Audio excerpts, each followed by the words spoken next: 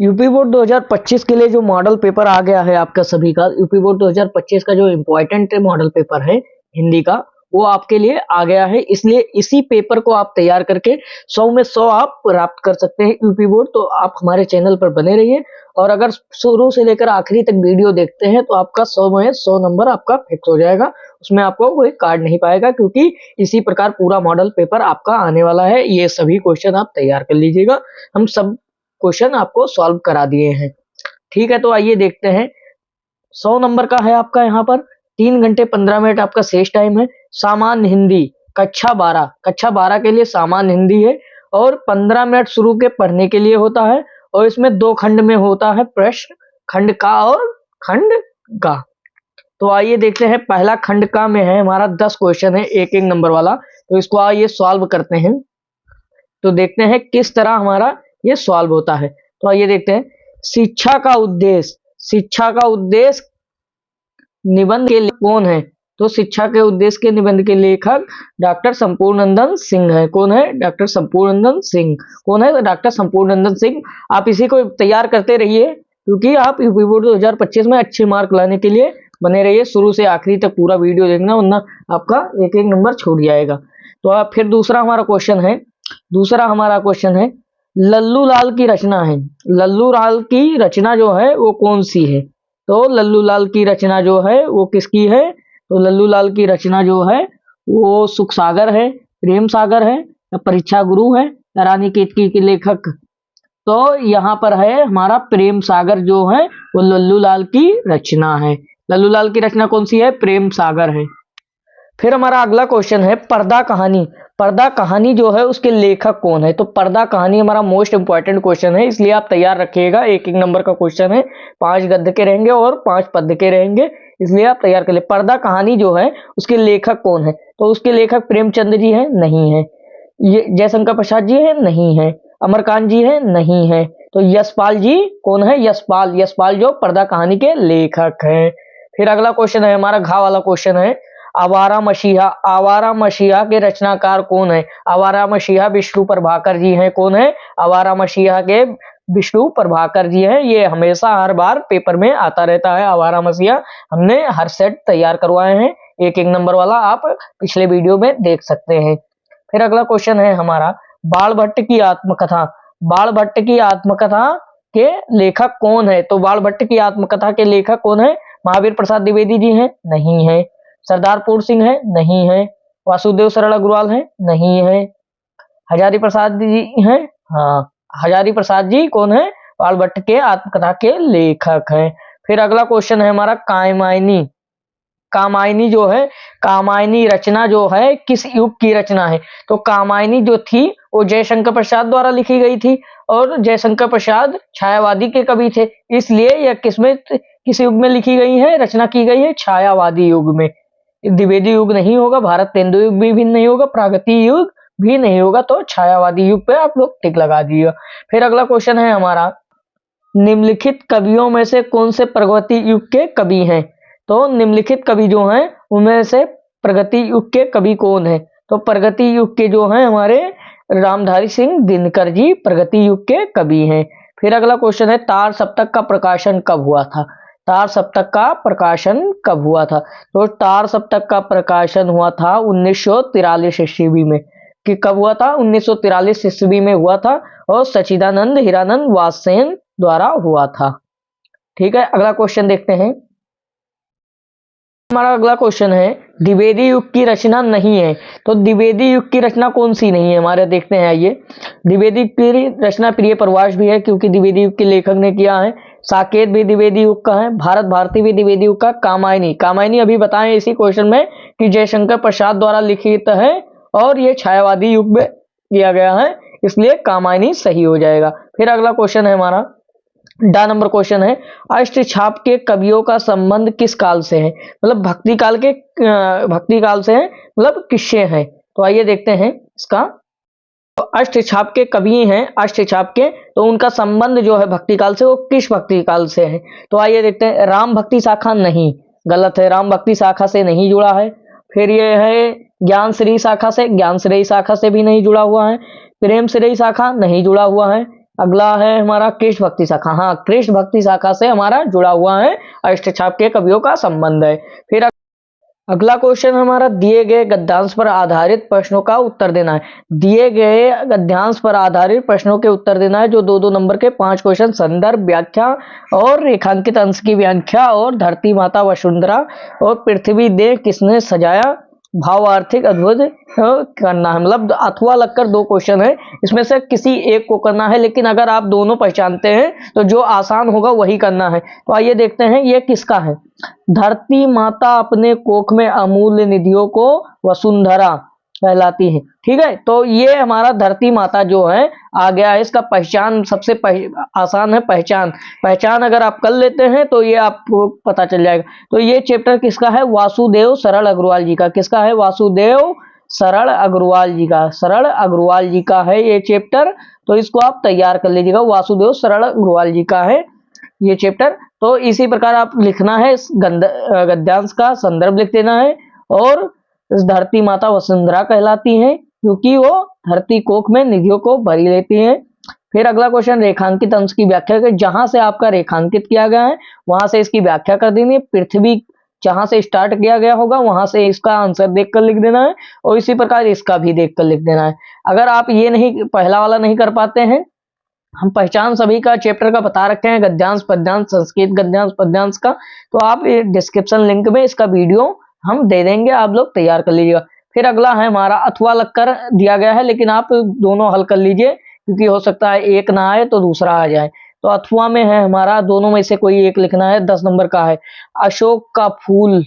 अशोक का फूल अगर आ गया तो जान लीजिए कि अशोक के फूल हजारी प्रसाद द्विवेदी नामक चैप्टर से लिया गया है। तो इसके कौन है, हजारी प्रसाद द्विवेदी। हजारी प्रसाद द्विवेदी जो अशोक के फूल लिखे हैं, तो इसका गद्यांश होगा, संदर्भ हो जाएगा अशोक के फूल, हजारी प्रसाद द्विवेदी इसके लेखक। ठीक है, इसी प्रकार जिस प्रकार पहले का बताएं उसी प्रकार रेखांकित अंश की व्याख्या और लेखक क्यों कहते हैं इसके बारे में आपको सब लिख देना है। 10 नंबर का रहेगा। फिर अगला देखते हैं हम, आपको पहचान बहुत आसान है इसलिए हमने पूरा वीडियो में लिंक दे दिया हूँ। फिर अगला देखते हैं हमारा आ गया है 10 नंबर का, ये भी है दिए गए पद्यांश पर निम्नलिखित प्रश्न के उत्तर दीजिए। मतलब पद्यांश आ गया है, पद्यांश पर हम निम्नलिखित प्रश्न के उत्तर देना है। पद्यांश पर इसी प्रकार सेम देना है आपको।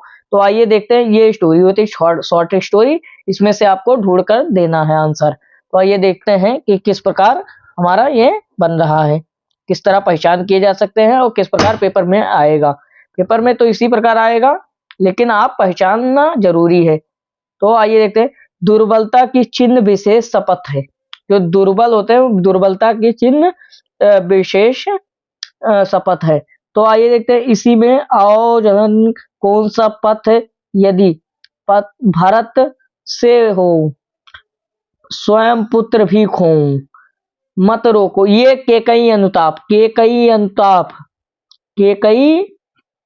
अनुताप का है, किस चैप्टर का है, केकई अनुताप का है, क्योंकि यहाँ पर भरत सा भाई और स्वयं पुत्र भी खो आ गया है, इसलिए आप लोग पहचान कर लिख देना है। आपको पहचान हमने बता रखा है, इसी प्रकार आपको पहचानना है, और पहला संदर्भ लिख देना है केकई अनुताप, इसकी चैप्टर का नाम। फिर इसी प्रकार रेखांकित अंश की व्याख्या कर देना है, करके पहाड़ था पाप, इसका भी आंसर लिख देना है, इसका भी आंसर लिख देना है नीचे वाले का। फिर इसी के साथ आगे बढ़ते हैं, इसमें भी अथवा लगा है। अगर आप ये पहला चैप्टर नहीं पहचान पाते हैं, पहला गद्यांश, तो दूसरा इसमें अथवा लगा है, हम आपको दिखा रहे हैं। फिर हमारा डा वाला क्वेश्चन बच गया था, मतलब 5वां क्वेश्चन बच गया था। तो भाषा की विशेषता पूछा है, भाषा की विशेषता बताओ कि किस भाषा में लिखा गया है और किस कारक पर लिखा गया। अगर मान लीजिए आपको पहला नहीं आता तो दूसरा इसमें अथवा का ऑप्शन है, दूसरा आप कर सकते हैं। तो आइए पहचान देते हैं, मतलब किस प्रकार ये किस चैप्टर का है। तो लज्जाशील पथिक महिला दृष्टि आए, और दोनों विकृत सुंदरी सुगंध सुंदरी, थोड़ी शर्मिक गोद ले, होठों से कमल मुख दिखावे जाता है जलद। ये आपका है, जानते हैं किस चैप्टर का है, ये हमारा पवन दूतिका जो 10 पद्य लिखे हैं, पवन दूतिका नामक चैप्टर से है, क्योंकि इसमें राधा जी श्याम को एक खत भेजती हैं। इसलिए ये आपका कौन से चैप्टर का है, ये हमारा पवन दूतिका, पवन दूतिका नामक चैप्टर से है। तुरंत आप पहचान कर तुरंत लिख दीजिएगा इसका संदर्भ, उसी प्रकार इसका संदर्भ, व्याख्या और सभी क्वेश्चन का आंसर लिख दीजिएगा, आपका 10 नंबर इधर मिल जाएगा। फिर अगला देखते हैं हमारा, अगला है हमारा हजारी प्रसाद द्विवेदी जीवन परिचय, यही सब आएगा आपका जीवन परिचय। जो इम्पोर्टेंट है हम इम्पोर्टेंट ही बताए हैं। इसमें से आपका गद्य और पद्य का साहित्यिक परिचय लिखना है, ना कि जीवन परिचय। और 3+2 दिया गया है, मतलब 3 नंबर आपके साहित्य परिचय के और 2 नंबर रचना का होगा। कितने होगा, 3 नंबर साहित्य परिचय का और 2 नंबर रचना का होगा। तो आइए देखते हैं पहला इंपॉर्टेंट कौन सा है। पहला इंपॉर्टेंट है हमारा आचार्य हजारी प्रसाद द्विवेदी, जो हर सेट में यूपी बोर्ड के आता रहता है। फिर दूसरा है हमारा इंपॉर्टेंट एपीजे अब्दुल कलाम, जिसका साहित्य परिचय हमेशा आता रहता है। फिर तीसरा है हमारा वासुदेव सरल अग्रवाल जी, वासुदेव सरल अग्रवाल का आप जरूर तैयार करके जाइएगा, ये तीनों आप तैयार करके जाइएगा, आपका 5 नंबर इसमें भी नहीं कटेगा। और उनकी एक एक दो दो रचना लिख लेनी है, जिससे आपका नंबर बढ़ जाए दोनों। फिर इसी प्रकार हमारा है कवि के लिए, कवि का लिखना है, अभी तक लेखक का लिख रहे थे। 3+2 इसमें भी है, 3 नंबर साहित्य परिचय का और 2 नंबर रचना का, और कम से कम 80 शब्द लिखने हैं। कितने शब्द लिखना है, 80 शब्द लिखना है। तो हमारा पहला जो इंपॉर्टेंट है मैथिली शरण गुप्त जी है। कौन है, मैथिली शरण गुप्त जी है। तो इनका आप तैयार कर लीजिएगा, 5 नंबर में है। हमने सब पहले से ही बता रखा है, लेकिन आप तैयार कर लीजिएगा। फिर अगला क्वेश्चन है, अगला है हमारा जो सुमित्रानंदन पंत जी का है, सुमित्रानंदन पंत जी का तैयार कर लीजिएगा, 5 नंबर ये भी आपका फिक्स हो जाएगा। फिर हमारा तीसरा है, जो तीसरा है रामधारी सिंह दिनकर। रामधारी सिंह दिनकर हमेशा आता रहता है, इसलिए रामधारी सिंह दिनकर इंपॉर्टेंट है, आप तैयार कर लीजिएगा। 6वां नंबर क्वेश्चन है हमारा, आ जाता है 6वें नंबर क्वेश्चन पे। 6वां नंबर क्वेश्चन है हमारा बहादुर, ये कहानी आ गया, कहानी लिखना है, उद्देश्य लिखना है या कहानी लिखना है। आपको 80 शब्द में लिखना है, 5 नंबर का ये भी है। कितने नंबर का, 5 नंबर का ये भी है। बहादुर कहानी और पंचलाइट कहानी, बहादुर कहानी हमारा इंपॉर्टेंट है और पंचलाइट कहानी इंपॉर्टेंट है। इन दोनों में से अगर आपको एक आता है तो एक लिख सकते हैं, या तो अथवा इसमें भी लगा हुआ है। अगर मान ली ध्रुव यात्रा आता है तो ये लिख सकते हैं, वरना बहादुर या पंचलाइट में से एक लिख सकते हैं। तीनों में से एक ही लिखना है आपको, कोई भी लिख देंगे तो 5 नंबर आपको मिल जाएंगे। बहादुर कहानी के भी हम डिस्क्रिप्शन लिंक में आपको वीडियो दे देंगे। फिर हमारा अगला क्वेश्चन है स्वपठित गद्यांश। स्वपठित गद्यांश आपके जिला के अनुसार बटा होता है कि किस जिला में कौन सा चलेगा, क्या लिखना है आपको, जिला के अनुसार आपका बटा रहता है। यह आपका स्वपठित गद्यांश होता है, जो त्याग और बलिदान की कहानी होती है। इसमें एक स्टोरी बड़ा लिखना रहता है, जो 80 शब्द में, इसमें भी मिनिमम लिखना है। खंड काव्य की तक कथा होती है। तो पहला है हमारा, जो आप श्रवण कुमार है, आपके जिला में अगर श्रवण कुमार का चित्रण किया गया है तो श्रवण कुमार पढ़ लीजिएगा, क्योंकि आपको बताया गया होगा कि इस जिला में आपका ये चलता है, क्योंकि 75 जिले हैं, 75 जिले में आपका अलग अलग है। इसलिए आप श्रवण कुमार अगर आपके जिला के अनुसार इंपॉर्टेंट हो तो श्रवण कुमार तैयार कर लीजिएगा, 5 नंबर का इंपॉर्टेंट है। फिर इसी प्रकार हमारा दूसरा जो है, दूसरा इंपॉर्टेंट है रसीम रथी। रसीम रथी आपको तैयार करके जाना है आपके जिला के अनुसार, आपका जिला कौन सा है उसी अनुसार आपको तैयार करके जाना है कि रसीम रथी किस जिला में आने वाला है। इसलिए आप तैयार कर लीजिएगा, आप अपने हिसाब से देख लीजिएगा कि कौन से जिला में कौन सा लगता है। फिर हमारा है मुक्ति यज्ञ। मुक्ति यज्ञ अगर आपको आता है तो मुक्ति यज्ञ लिख सकते हैं, लेकिन आपके जिला के अनुसार आपको पढ़कर जाना है। त्यागपथी हो गया, इसी प्रकार त्यागपथी गोंडा जिला और बलरामपुर जिला में चलता है, इसलिए त्यागपथी आप तैयार कर सकते हैं। फिर आ गया है आलोक वृत्त। आलोक वृत्त अगर आपके जिला में चल रहा है तो आलोक वृत्त कब खंड काव्य तैयार कर सकते हैं। फिर हमारा अगला है 5वां है, 5 है, 5 पांचों आपके 75 जिला में बटे हुए हैं। इसी प्रकार आप, अगला हमारा सत्य का जीत, क्या है, अगला हमारा सत्य का जीत खंड काव्य के आधार पर द्रौपदी का चित्रण करना है। द्रौपदी का सत्य की जीत जो होती है उसको भी आप तैयार कर लीजिएगा, क्योंकि आपके जिला के अनुसार ही तैयारी किया गया है। फिर अगला है हमारा संस्कृत का है। संस्कृत का है हमारा मोस्ट इंपॉर्टेंट है, जो संस्कृत का गद्यांश और पद्यांश और संदर्भ व्याख्या है वो आप तैयार करके रखिएगा। हमने पहचान इसका भी बता रखा है, स्टोरी भी बता रखी है। तो आइए देखते हैं कि पहला हमारा जो इंपॉर्टेंट है पेपर में आने वाला है वो किस चैप्टर का है। तो महाविद्वान, महाविद्वान आप देख लीजिएगा, महाविद्वान हो गया, जन सेवा हो गया, फिर हमारा विद्या हो गया, फिर सर्वाधिक विद्या हो गया। तो ये हमारा किस चैप्टर का है? महामना मालवीय, क्योंकि महामना विद्वान आ गया है तो इसीलिए महामना विद्वान के बारे में आपको महामना मालवीय के बारे में आपका चित्रण दिया गया है, इसलिए आप तैयार कर लीजिएगा। महामना विद्वान किस चैप्टर का है? महामना मालवीय चैप्टर का है। आपको संदर्भ लिख लेना है और उसकी व्याख्या कर देनी है, अनुवाद कर देना है। आपका 7 नंबर इसमें फिक्स हो जाएगा। अगर मान लीजिए आप संस्कृत का ये नहीं जानते हैं तो दूसरा आपके लिए अथवा में दिया गया है। दूसरा हमारा अथवा में है, जातक कथा नाम का चैप्टर है। हंसराज, हंसराज है। फिर हमारा है हंसराज है। फिर यहाँ पर हंस बार बार आएगा, मयूर आएगा, लज्जित आएगा, इसलिए ये जातक कथा का है। जातक कथा अगर आप पढ़े नहीं हो तो फिर से पढ़ लीजिए। जातक कथा, महामना मालवीय की कहानी, सभी कहानी आप पढ़ लीजिएगा, इसीलिए अनुवाद जल्दी हो जाएगा और अच्छे से हो जाएगा। आपका 7 नंबर 14 नंबर कटेगा नहीं। तो इसी प्रकार ये जातक कथा नामक चैप्टर का है। हम सभी को आपको तैयार करवा रहे हैं, इसलिए आप तैयार कर लीजिए। फिर अगला है हमारा, इसी प्रकार आपका जिस प्रकार गद्यांश था संस्कृत का, उसी तरह पद्यांश है हमारा। इसका भी संदर्भ और अनुवाद करना है। 2 नंबर संदर्भ का रहेगा और 5 नंबर अनुवाद का। तो हमारा है इसमें 2 चैप्टर हैं। 2 चैप्टर कौन सा है?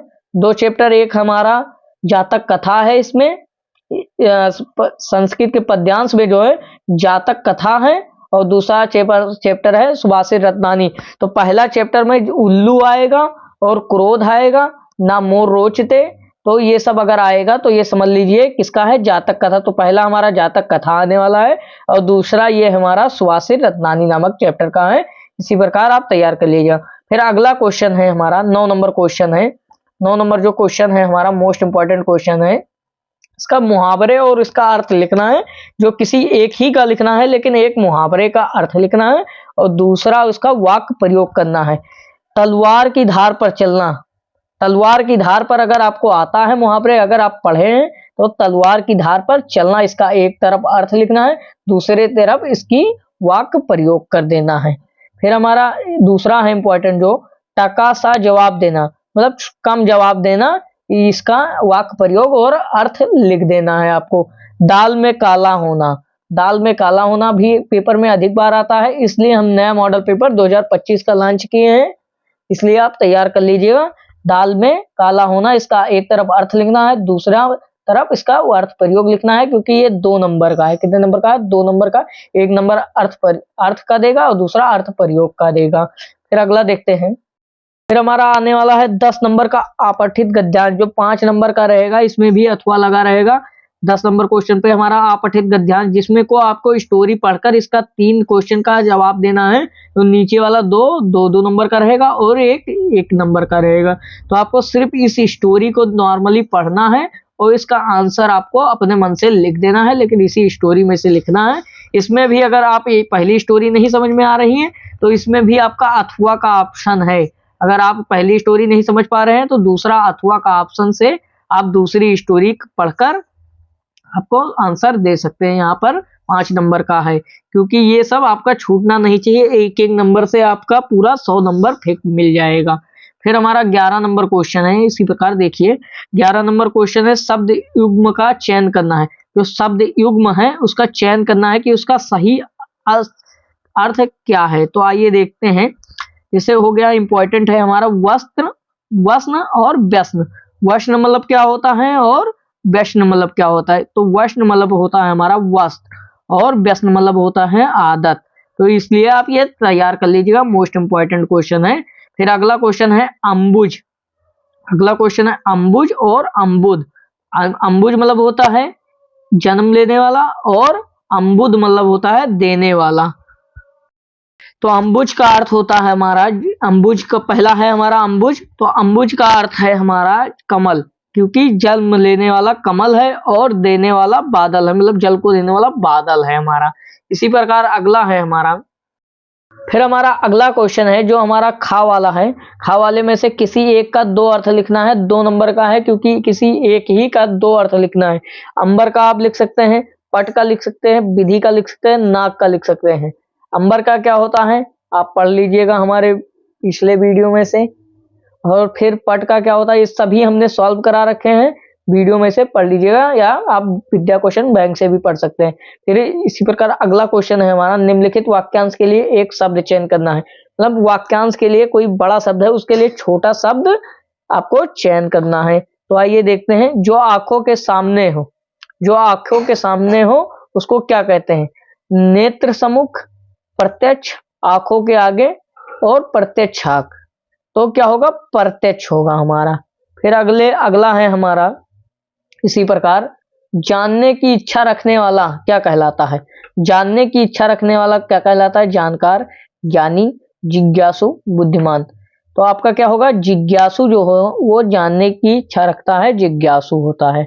फिर अगला क्वेश्चन है हमारा, निम्नलिखित में से किन्हीं दो शब्द को आपको शुद्ध करके लिखना है। निम्नलिखित में से किसी दो शब्द को आपको शुद्ध करके लिखना है। जैसे तुम कुर्सी पर बैठे है, तो बैठे हो यहां पर होना चाहिए, क्या होना चाहिए? बैठे हो। फिर अगला इसी प्रकार है, इस सरोवर में अनेकों फूल खिले हैं। तो इस सरोवर में बहुत फूल खिले हैं, कमल खिले हैं, या अनेक कमल खिले हैं, क्योंकि अनेक का अर्थ हो जाएगा बहुत ही हो जाएगा। तो इसी प्रकार आपको तीनों में से कोई भी दो आपको शुद्ध करके लिख लेना है, चारों में से आपका 2 नंबर इसमें भी मिल जाएगा। फिर इसी प्रकार आ जाते हैं, हम देखते हैं, वीर रस अथवा हास्य रस की स्थायी भाव और उदाहरण तथा उसकी लक्षण बताना है आपको कि इस प्रकार परिभाषा और लक्षण है। तो इसको हम हास्य रस छंद अलंकार तीनों को हम पिछले वीडियो में आपका लिंक डिस्क्रिप्शन लिंक में दे देंगे, आप तैयार कर लीजिएगा। रस छंद अलंकार तो इंपॉर्टेंट देख लेते हैं पहले, फिर इसका बात करेंगे। वीर रस हमारा तैयार कर लीजिएगा, हास्य रस तैयार कर लीजिएगा। फिर हमारा अलंकार जो है उसमें श्लेष अलंकार और प्रेक्षा अलंकार हमने बता रखा है, आप दोनों तैयार कर लीजिएगा। फिर हमारा जो छंद है, छंद में हमारा दोहा हो जाएगा और सोठा हो जाएगा। ये आप 6 तैयार कर लीजिएगा, आपका 6 नंबर फिक्स हो जाएगा। इसको हमने पूरा बता रखा है, आप पूरा देख सकते हैं लिंक में वीडियो। फिर हमारा है बैंक में, ये आपका निबंध पत्र, वो पत्र लिखना है, एक पत्र लिखना है। जैसे कोई भी आपको जिस प्रकार आप स्कूल में एप्लीकेशन लिखते थे उसी प्रकार आपको बड़ा पत्र लिखना है, क्योंकि ये आपके यूपी बोर्ड में 6 नंबर का है। बड़ा पत्र लिखना है आपको। बैंक खाता खोलने के लिए प्रबंधक को आवेदन पत्र, आवेदन पत्र मतलब प्रार्थना पत्र लिखना है बैंक खोलने के लिए, ये अधिक बार आता है। फिर हमारा आ गया है अथवा लगा है, अगर आप ये नहीं जानते हैं तो आपको इसमें, अगर ये नहीं जानते तो ये मत जानिए कि आपका 6 नंबर कट गया, उसमें अथवा लगा हुआ है, आप अथवा वाला भी कर सकते हैं। शहर में फैली संक्रमण बीमारी की तरफ जिला अधिकारी ध्यान आकर्षित करने के लिए एक आवेदन पत्र। अगर आप के शहर में कोई बीमारी फैली है तो आपको जिला अधिकारी के लिए पत्र लिखना है कि किस तरह आपको पत्र लिखना है। इसी प्रकार आप कर सकते हैं, क्योंकि बैंक खाता खोलने के लिए आप हो सकता है ना जान पाए, तो इसीलिए शहर वाला आप कर सकते हैं, दोनों इंपॉर्टेंट है। फिर अगला 14 नंबर क्वेश्चन है हमारा। 14 नंबर क्वेश्चन जो आखिरी क्वेश्चन है हमारा, आखिरी क्वेश्चन है जो 9 नंबर का आता है। 7 नंबर आपके लिखावट के होते हैं और 2 नंबर आपके सुंदरता का होता है कि किस प्रकार आपको हेडिंग बनाकर लिखना है। तो आइए देखते हैं, निम्नलिखित विषयों में से किसी एक भाषा, अपनी भाषा शैली मतलब खुद की भाषा शैली में लिखना है, आपको निबंध लिखना है। तो जो इंपॉर्टेंट निबंध है हमारा वो क्या है? देश में बेरोजगारी की समस्या आज के डेट में सबसे ज्यादा है, क्या है? बेरोजगारी की समस्या है। तो इसलिए आप बेरोजगारी की समस्या पर आप तैयार कर लीजिए। फिर अगला है हमारा आतंकवाद की समस्या और समाधान दोनों करना है। आतंकवाद जो है उसकी समस्या और समाधान दोनों आपको लिखना है, जो आपको 9 नंबर मिलने वाला, कम से कम 3 से 4 पेज में लिखना है, तभी आपको नंबर मिलेगा। फिर हमारा वृक्षारोपण, वृक्षारोपण का महत्व क्या है, मतलब वृक्ष के बारे में है और पर्यावरण प्रदूषण के बारे में समझ लीजिए है वृक्षारोपण। इसलिए आप ये तीनों तैयार कर लीजिएगा। अगर पूरा मॉडल पेपर आप तैयार कर लेते हैं तो यूपी बोर्ड में आपका 100 में से 95 आएगा, क्योंकि आपका हो सकता है 1-2 नंबर राइटिंग पर भी कट जाए। इसलिए आप तैयार कर लीजिएगा, पूरा क्वेश्चन आप तैयार कर लीजिएगा यहीं से।